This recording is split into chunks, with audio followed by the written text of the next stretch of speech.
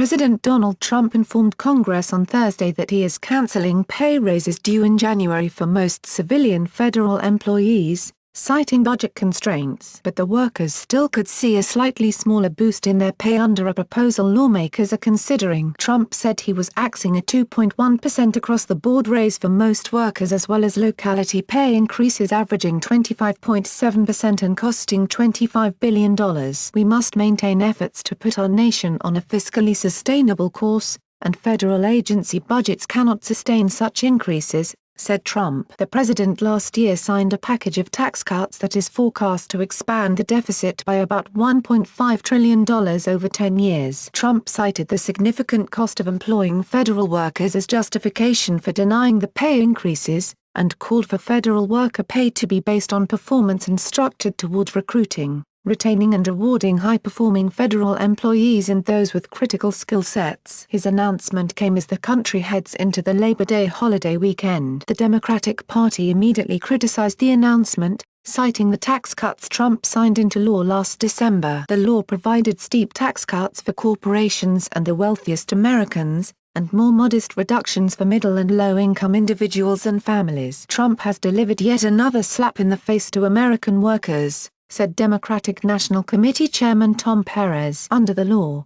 the 2.1% raise takes effect automatically unless the President and Congress act to change it. Congress is currently debating a proposal for a slightly lower, 1.9% across-the-board raise to be included in a government funding bill that would require Trump's signature to keep most government functions operating past September. Unions representing the 2 million-member federal workforce urged Congress to pass the 1.9% pay raise. President Trump's plan to freeze wages for these patriotic workers next year ignores the fact that they are worse off today financially than they were at the start of the decade, said J. David Cox Sr., president of the American Federation of Government Employees, which represents some 700,000 federal workers. They have already endured years of little to no increases and their paychecks cannot stretch any further as education, healthcare costs, gas and other goods continue to get more expensive, added Tim Reardon, national president of the National Treasury Employees Union. Cox said federal worker pay and benefits have been cut by more than $200 billion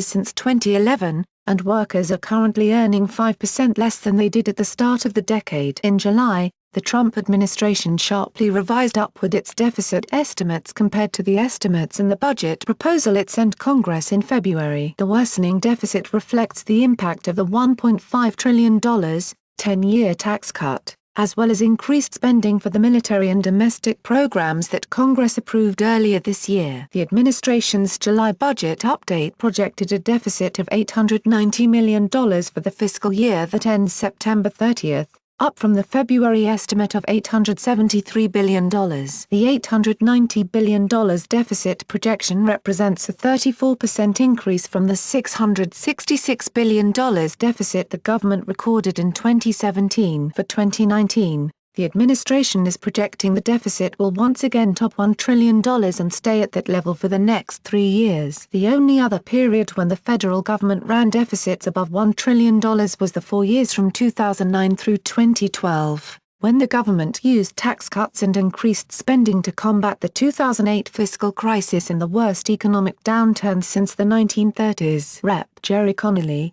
who represents many federal workers, blamed what he said was Trump's mismanagement of federal government. His tax bill exploded the deficit, and now he is trying to balance the budget on the backs of federal workers, Connolly said. Thanks for watching. What did you think of this video? Let us know in the comments section below. You can also subscribe for more videos like these in your inbox. Now if you are seeking the latest trends in fashion, and electronics and gifts and more of the coolest things that you never knew existed at the best prices, please feel free to visit www.atthismall.com. Once again, that is www.atthismall.com. If you are seeking the best in facial and clear skin regimens and products for women and men, including an opportunity to earn residual income, please visit our partner at www.jdro.my,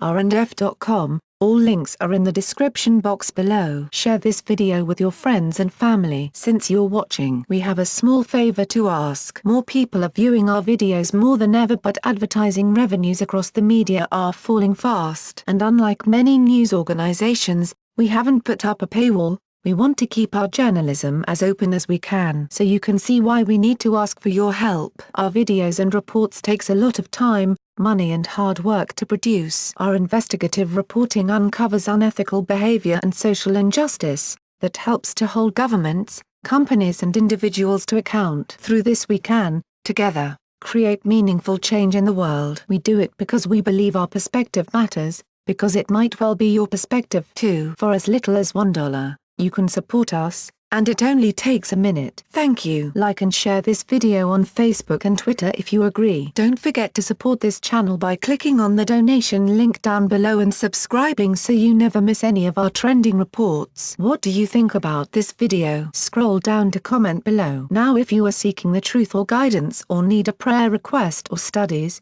please visit followyeshua.com at www.follow.yeshua.now.com. Please note that we have changed to a new YouTube channel, the link is in the description box below. Please subscribe to the new channel, as this one will no longer have new videos and reports posted to it anymore.